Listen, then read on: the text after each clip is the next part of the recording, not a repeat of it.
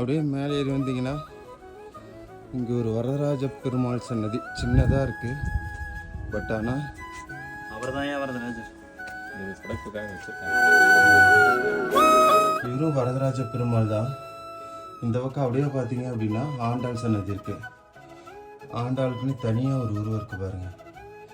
கிளியராக தெரியல, இருட்டாக இருக்கிறதுனால உள்ளே போகலை. ரொம்பவே அட்டகாசமாக இருக்கார் பெருமாள்.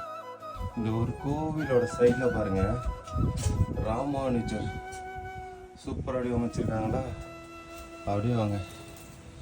இந்த தீர்த்தம் போகிற அந்த வழி இருக்குல்ல, அதை எவ்வளோ நுட்பமாக அடிச்சிருக்காங்க மட்டும் பாருங்கள். அட்டகாசமாக இருக்குல்ல. ஒரு யாழியோட வாயிலிருந்து தண்ணி வர மாதிரி.